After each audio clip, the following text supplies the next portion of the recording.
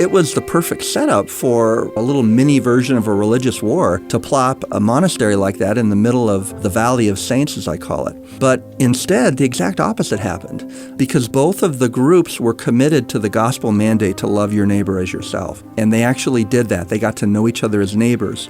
This is In Good Faith, listening to first-person experiences of faith and belief. On In Good Faith, it's our privilege to hear stories and accounts from believers told in their own words. Our hope is to listen with an open heart, celebrating the power of faith and belief and what those stories mean to the ones who tell them. I'm speaking in good faith today with Michael Patrick O'Brien, Catholic writer and lawyer living in Salt Lake City, Utah. He wrote for his college newspaper while earning a government and theology degree from the University of Notre Dame, and did movie reviews during law school. That could be a whole other subject, Mike. Yes, it could be. Whole other interview. During law school at the University of Utah, he's a partner at the law firm of Jones, Waldo, Holbrook, and McDonough. Mike is married to Vicky, a preschool teacher, and they have 3 adult children and 1 grandchild. Congrats on the grandchild. Thank you. It truly is the best gig there is, I'm discovering. So I'm wondering if I could go clear back to your book, which is called Monastery Mornings, really a memoir of growing up. But also your growing up was very tied to this monastery up in the mountains above Ogden, Utah. And will you just tell me a short description of the place and the setting? It's all kind of magical to me. It is magical. Of course, I appreciate it much more now than I did as a preteen and a teen. But it's this Trappist monastery set in the beautiful Ogden Valley in the southeastern corner, nestled up against the mountains. Spectacular views of Mount Ogden. The monks have they had 1,800 acres, primarily ranch land, but they cultivated about 800 acres with alfalfa and wheat, and they had honeybees, and their building was a recycled Quonset hut from World War II that they lived in supposedly temporarily, but it lasted 70 years. And they prayed and they worked and made an indelible impact on the world around them, believe it or not, from the lovely but small rural outpost of Huntsville, Utah. And the chapel, everyone has seen a Quonset hut, but about 30 feet high. Yes. Beautiful stained glass windows, but it's a Quonset hut. So what a unique chapel for all of those years. Yes, very unique. One of the writers from the Salt Lake Tribune who wrote on architecture for several years called it the only Quonset hut monastery in the world. And he didn't cite anything, but he's a credible source. And so I take him up on that. And I think, we're used to these spectacular Gothic stone monasteries. And here's this simple Quonset hut, set in the middle, dropped almost in the middle of this rural valley, full of Latter-day Saints. It is a magical place. It was a magical place. You write about being a preteen and starting to go to the monastery. I want to go back one step because you did find kind of a home there spiritually. Yes. But from what you described, your mother had a similar association with the Sisters of Mercy growing up where she lived. Yes. So my mother was an Irish Catholic girl from Burlington, Vermont. Almost at the same age that, our family trauma arrived. She had similar family trauma at 3rd grade. Her mother died and her father was an alcoholic and sort of lost his will to live after he lost his wife. And so Mom was shuffled around to friends and neighbors and ultimately lived in Mount St. Mary's Convent, where her aunt was a sister there. And her uncle, also from the Burlington area, was a priest. And I think the two of them conspired to place her in the best place they could, and that ended up being a convent with an orphanage school, if you will, up on a hill overlooking Lake Champlain in Burlington, Vermont. You have older sister and brother. Yes. And at the time of your mother's divorce, or soon thereafter, she started taking you to early morning mass. Yes. And I'm just guessing she had found a spiritual refuge and was hoping that you would. Yes. We kind of stumbled upon the place. That generation liked to take drives. Gas was 30 cents a gallon. You may remember that as a kid as well. If only. If only now. So one day she said, let's take a ride. And we did and ended up in the Ogden Valley and saw a sign that said monastery with an arrow pointing a certain direction. And, good Irish Catholics, we followed the sign and ended up at Abbey of the Holy Trinity, went into the bookstore. My mother was looking for a book, and she said to one of the monks there, Brother Felix, can I tell you what I'm looking for? And he interrupted her and said, I know what you're looking for, the same as the rest of us, peace. And so from there, to steal a line from Casablanca, it was the beginning of a beautiful friendship.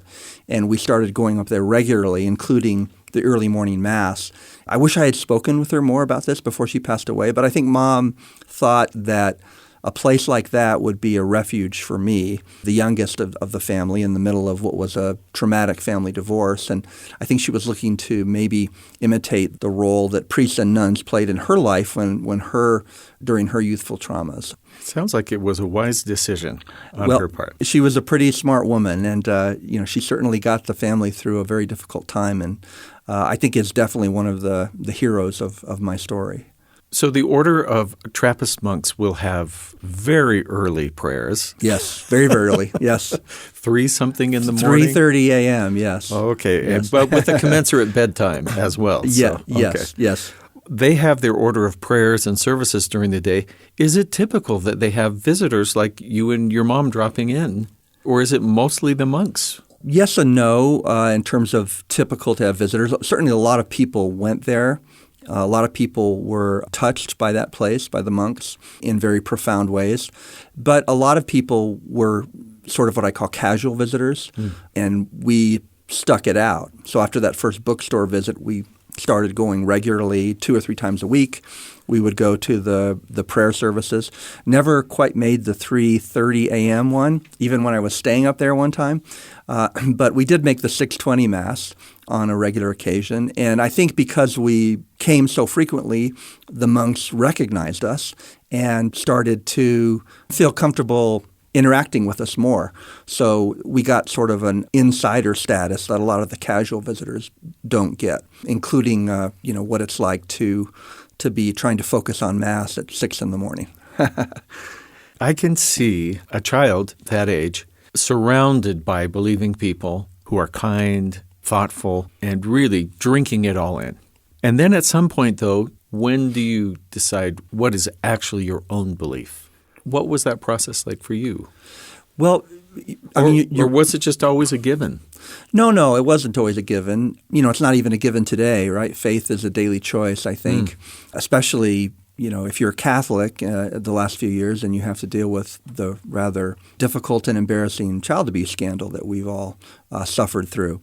But, there initially it was just a cool place for a kid to be there. They had a farm, they had animals, they had chickens, they had cows. They let me drive a tractor. I enjoyed reading about your first experience trying to sort of herd a calf. Oh, it was a dreadful first experience, and I don't have many more experiences after that are better than that. But yeah, the monks, they would do things like, right after church, they would grab me and say, "We need your help," and I'd ride down to a field with them. And by the way, they named all their fields after Catholic saints, which is really cool. So we went down to St. Stephen's Field, and they said, "That calf needs to be over there," and they pointed to a different direction, a different field, and said, "Go get it."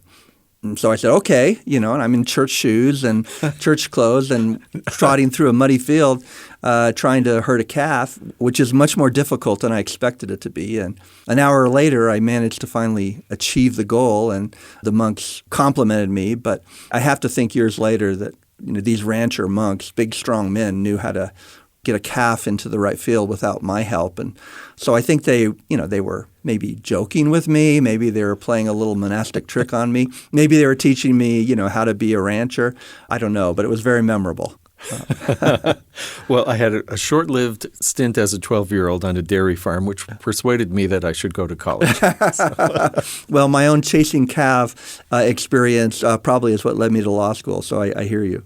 The Trappist order, as I understand it, really is agrarian. It's based on agriculture, beekeeping, all of that. Yes. Yeah, the monks believe, their Latin motto is ora et labora, right? Work and prayer, based on the rule of St. Benedict. And so they place their monasteries in very rural places, out-of-the-way places, because manual labor is very much a part of their life. And that was certainly true at Holy Trinity. They had a wonderful dairy farm, a ranch, as I mentioned. They raised chickens. They had the monk, who was an esteemed theologian, also was the beekeeper and was the plumber, three pretty good skills for a monastery. So very agrarian, very much connected to the land, very much connected to the natural world around them. And you, because of these close connections, considered priesthood for a while. I did. So what was that process of, I think it's called discernment? Yes. Discovering, is this my calling? Yes, discernment of a vocation, right? Yeah, I mean, we all have vocations, so we all have to do some discerning. But for me, it included whether or not I wanted to be a priest. And in part, I was drawn to the life because of the role models I had, the very fine examples of people who took care of children, who cared for children, as opposed to some of the more notorious contra examples today.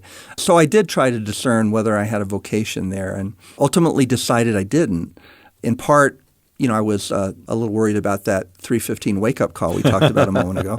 I'm a bit of a night owl, and I needed to find a monastery that catered to night owls instead of morning birds, morning doves. I'm not sure that exists. Yeah, I didn't find one, obviously. But I think, because I did— The Brothers of Constant Somnambulation. Yes, or something. exactly. The Brothers of the Late Night Inspiration. But I think also because I didn't have a father present in my life, that sort of made me even more interested in being a father, which of course wasn't an option for me either as a priest or as a monk. So I ultimately, chose the married life, and I have 3 wonderful adult children who kind of call me the monk in the world because I still got one foot in that world, if you will, and it's been a very, very wonderful vocation for me. Did you write this book, Monastery Mornings, because it was closing? Like then the history would be gone? What motivated you to sit down and start writing? Well, a couple of reasons. Number one is the closure of the monastery. I learned it was closing, and it did close in 2017 because of the monks aged out of the ability to maintain a monastery. And as I mentioned, we had stumbled on this place, and I knew that wasn't going to be happening for people anymore, which was a tragic loss in my mind. These are wonderful men. They're too modest to tell their own story. I wanted their story to be told, so I decided I had the ability to tell it. So I did. And I want people to stumble on the monastery, if you will, perhaps by stumbling on my book. So that was one reason. But the other reason I call a bit of spiritual therapy, because at the same time I learned the monastery was closing, I was dealing with my own anger and frustration about the Catholic priest sex abuse scandal. And almost left the church as a result of that through anger at the betrayal and the cover-up that occurred. And so writing this book was a form of spiritual therapy for me. I, in effect, had to go backwards in order to go forward with the church. And I had to remember the foundation I had that included many, many very, very good women and men who were nuns or priests or monks who took care of me, who rescued me in some situations. And it was a reminder that, in life, in our religious life in particular, we have to separate the wheat from the chaff, right? The book helped me do that in terms of dealing with my own frustration with the scandal. And lovely to be reminded of the vast majority of these dedicated folks and their goodness, yes, kindness. Yes. Was that therapeutic in dealing with trauma in your own life?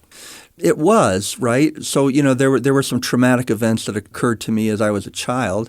And along with my mother, the monks were there to sort of pick me up and dust me off and put me back on track. And I think having that experience of dealing with trauma has certainly been a gift and a strength as I've gone through life, because life is about resilience, about getting up again after you've been knocked down.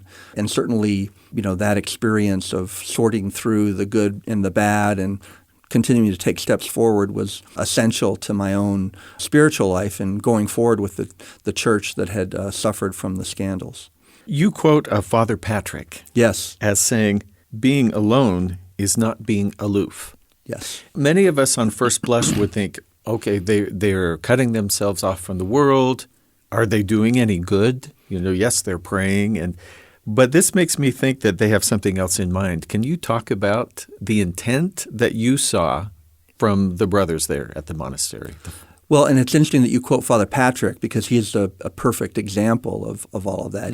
He's still alive. I just talked with him the other day. Oh, wow. Yeah, he calls himself the old man in the old folks' home and tells me, Mike, the first 100 years are the hardest. And he's now 94. Survived COVID. I mean, he's the Energizer bunny. He keeps going. It would be harder to find a more devoted monk. He joined that monastery in 1950. The last thing he did before he left St. Louis was to watch Stan Musial hit a home run. Then he got on a train and joined the monastery in Utah. And he rarely left after that. But he had so much contact with other people. He worked in the bookstore in the reception room. And he loved to have visitors, atheists, Catholics, Latter-day Saints, no matter what they were. And he would say to them, when you walk through that door, Christ came into this room.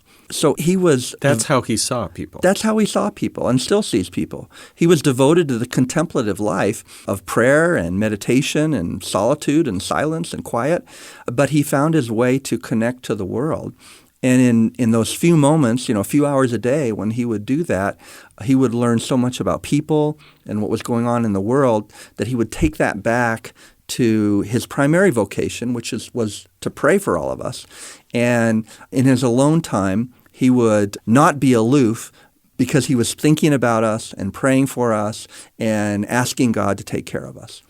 So they're withdrawn from the world and they're a part of the world at the same time. It's a rather wonderful combination of almost opposites, if you will, that they managed to pull off rather spectacularly. I have this interesting image of two groups of pioneers. First, 1847, the Latter-day Saints come from what had been Illinois and then Iowa, Nebraska.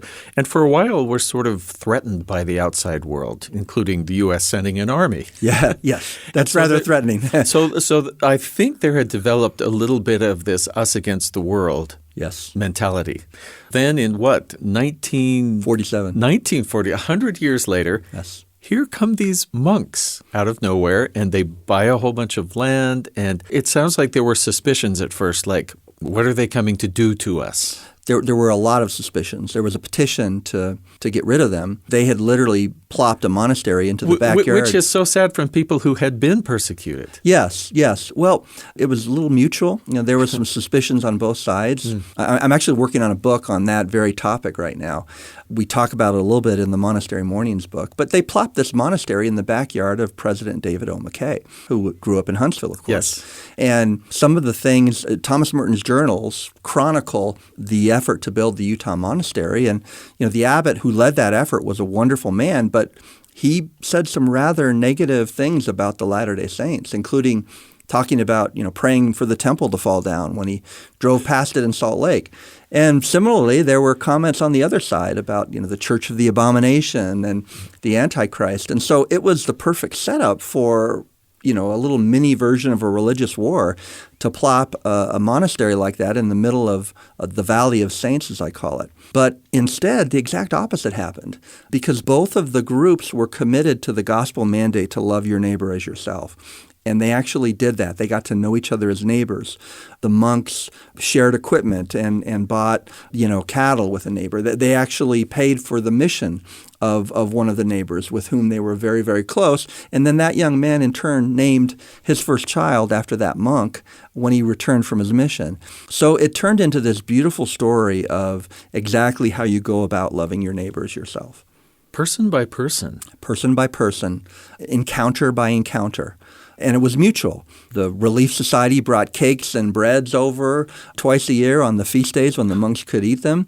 The mayor of Huntsville, who was a descendant of David O. McKay, organized a group to help rebuild a barn that had collapsed under the snow. What could have been a very divisive moment in the valley turned out to be a very integrating moment. So that to this day, some of the people who are most sad about the departure of the monks are the saints. Which is reflected in the title, Monastery Mornings, My Unusual Childhood Among the Monks and Saints. Yes. Saints we associate with monks a lot, but with the Latter-day Saints, that's interesting. Because of the meaning of saints in the Catholic Church. You're named for two of them, a Michael and a Patrick. Yes. Do you have a saint that you hold in your heart as a favorite or a guide star, that kind of? I'm lucky to have three that I hold that way. Obviously, St. Michael the Archangel is a pretty impressive figure, and I don't quite measure up to that on a regular basis. And Patrick, of course, with the Irish connection. But when Catholics are in their early teens, we go through a sacrament called confirmation, where we essentially renew our baptismal vows. And we take on the name of a saint at that point in time. And I took on the name Francis for Francis of Assisi.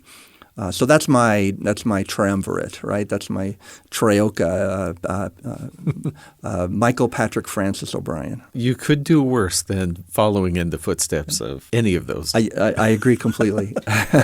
What made you choose St. Francis at your confirmation? I chose St. Francis because he's a very interesting character. He cares about animals. He cares about the environment. He takes care of people. He has this sort of mystical element about him that I don't have. I'm a very sort of straightforward, non-mystical Catholic. And we watched a wonderful movie about him at about the time I was being confirmed. It had this beautiful music about, they put to modern music his Canticle of the Sun. And I just thought he was a really cool guy. So I picked the cool saint who sort of appealed to a number of my interests at the time.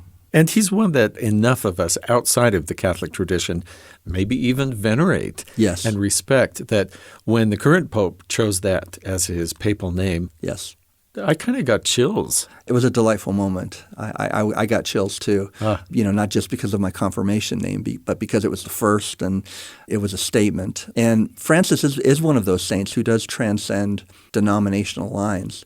And he does so for a very good reason, because he touches on issues I think that are meaningful to all of us. The environment, care for animals, care for others, all of which go back to that basic message I referenced in the book that, the heart of religion is love. And I think Francis is about love. Because faith is a journey and a daily choice, as you said, and we have experiences that cause us to question and then search. We find answers. You must be in a different place spiritually in your faith journey than when you first started. What do you know now that you didn't know in your teens or 20s back then? Or what do you know or feel differently? A lot, right? I'm a big believer in evolution, and I like to think that I'm evolving regularly. There's still a lot to evolve, I believe. But, what I didn't know then that I know now is what a blessing it was for me to have the childhood that I had. At the time I was a little distressed about it. I didn't want to be the divorced kid. I didn't want to be the especially kid. In the 70s. And yes. I didn't want to be the kid without his father at games or school events, and so it was difficult. I felt put upon to have to deal with those adult issues at a young age. But somebody in another interview said to me once, "Boy, aren't you glad that happened to you though? Because otherwise you wouldn't have been able to have this childhood that turned out to be so wonderful." And it was wonderful and unique. I didn't appreciate it at the time, and I think part of the process of writing the book was an expression of appreciation for what a gift it was. So that's certainly something I know differently now than I did then, is that these were men who created almost an imprint upon me that I didn't realize at the time. I didn't take the vows that they took, but as I've thought about it, the vows that they took are some of the governing principles in my own life. Will you mention those 5 vows? Sure. So the monks take a vow of obedience, a vow of celibacy, a vow of poverty, a vow of stability, and a vow of conversion of manners, as they call it. And for me, I had to translate those, obviously, as a monk in the world. And stability, well, I should start with obedience. Obedience comes from the word to listen. So I don't have an abbot that I have to obey in my life, but I've learned that listening to others, taking a vow of listening, if you will, is a pathway to a better life. Poverty, I don't live in poverty, right? I have a good job, and we live in relative comfort. So I had to translate that vow into another phrase, and I chose simplicity. Simplicity and compassion. I can live a more simple and compassionate life. Clearly, as a father and a grandfather, I didn't take a vow of celibacy. So what does that mean in the world for me? For me, it means devotion. Devotion in your relationship to others. Stability. The monks take a vow to live in the same monastery the rest of their life. And that's an impossible vow for me to take. But I can translate that into the notion of community. I can try to establish communities with whom I have stable relationships and with whom I give and share the Christian life. And then conversion of manners, the last vow the monks take, essentially says they promise to live their life as a part of growth and self-inspection, and to become better people at the end of the process than they were at the beginning. Almost a Socratic knowledge, right, of knowing what you don't know and trying to grow through that process. So for me, that's how I've translated the last vow, which is try to be a better person every day. It's always going to be a 2 steps forward, 1 step back process because we're imperfect beings.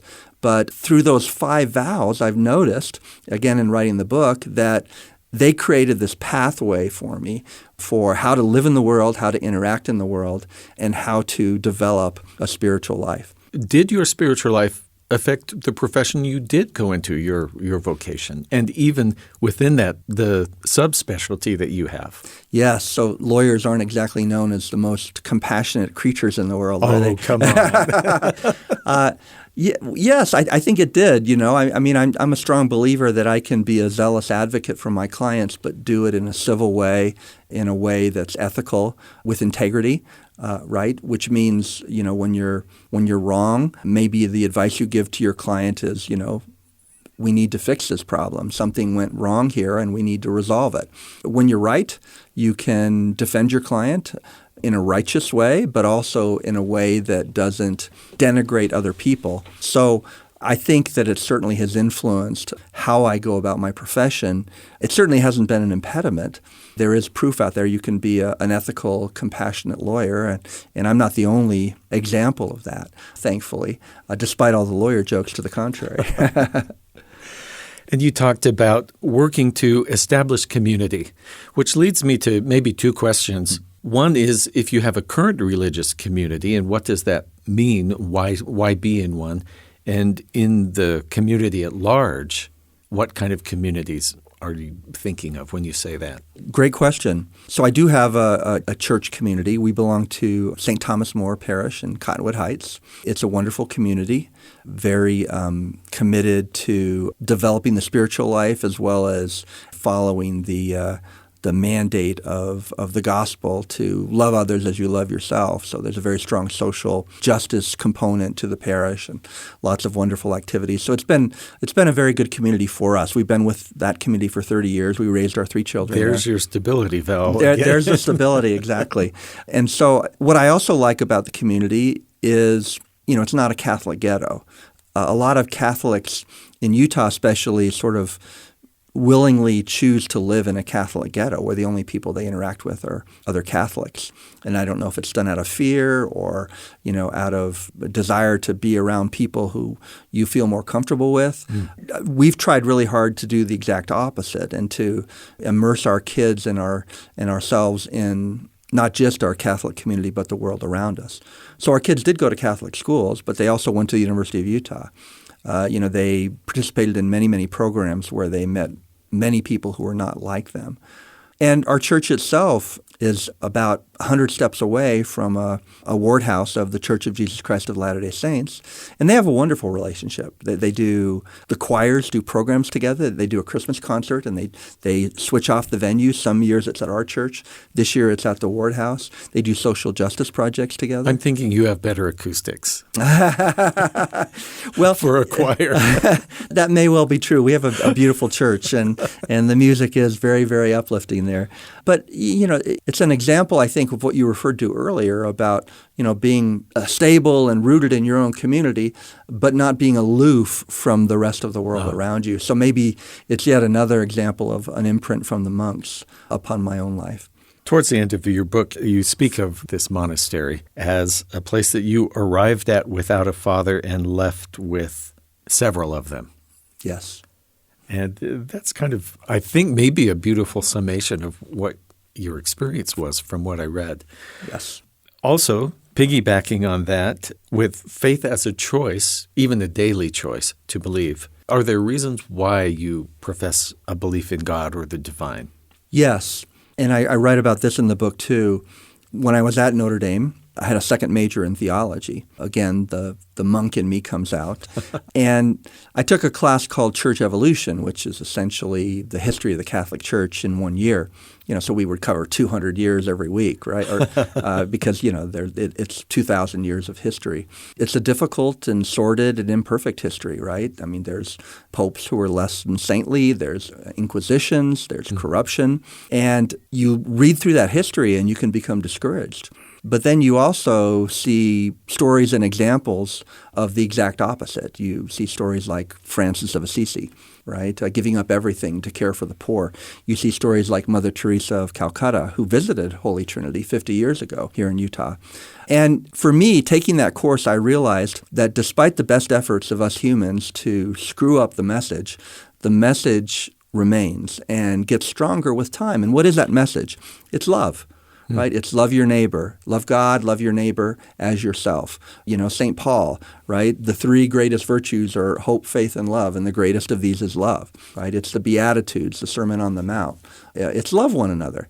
That's the core message of religion for me, that if we're not loving others, no matter who they are, we are not following our religion. And that's true in my study, in almost every single religion. I see it every day with my friends who are Latter-day Saints. I see it with my friends who are Protestants.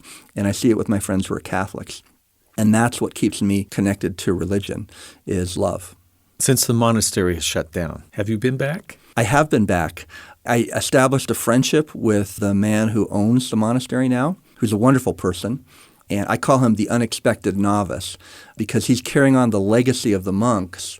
But he's not a monk. He's married, and he actually served a Latter-day Saint mission to Santa Rosa, California.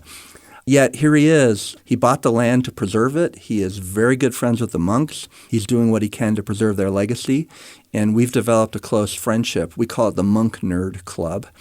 And I regularly talk with him and visit with him. We bring the monks back up there for barbecues. His wife, Elaine, makes a delicious potato salad that the monks are addicted to.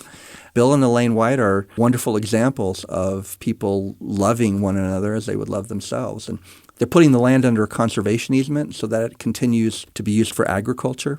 So I'm very blessed to have that friendship and to be able to go up there whenever I want. It's different, but it's different in a good way too. It's new, but it's evolving, and it's wonderful to see that, the spirit of the monks live on in the place. That's beautiful. Anything I should ask you that I don't know to ask you?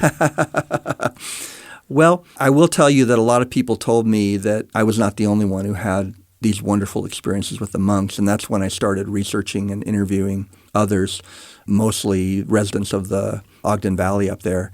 And through that process, I've met so many wonderful people who love the monks too. People like Marlon Jensen, the emeritus general authority of the church and retired historian, descendants of President McKay, people who tell me that the monks and the saints, again, as I mentioned before, are truly examples of how we can live our lives caring for each other and being different but being the same. And so the monastery for me has always been a matter of addition rather than subtraction. The addition I'm getting right now is to hear about all these other wonderful stories of people who love the monks. At a book signing, when I'm selling the book, people just email me and tell me these men changed my life or saved my life. And so I'm so gratified to have that continuing pipeline of wonderful monk stories to hear about besides my own. Michael Patrick O'Brien. Mike, thank you for speaking with me today in good faith. Yeah, thank you for inviting me. That's our time for today. Thanks to Michael O'Brien, author of Monastery Mornings, for generously sharing his faith and his stories. In Good Faith is committed to the idea that we all benefit from hearing people of widely varying backgrounds share their personal experience with faith and belief. In fact, we think people with such experience deserve some of our best listening. Email us at ingoodfaith@byu.edu. And if you enjoy the show, be sure you leave a comment or a review where you get your podcasts. Help spread the word. We have a new episode every Sunday. Our Twitter feed is @ingoodfaithbyu. In Good Faith is a production of BYU Radio. I'm Stephen Cap Perry. I hope you'll join me again soon, right here in Good Faith.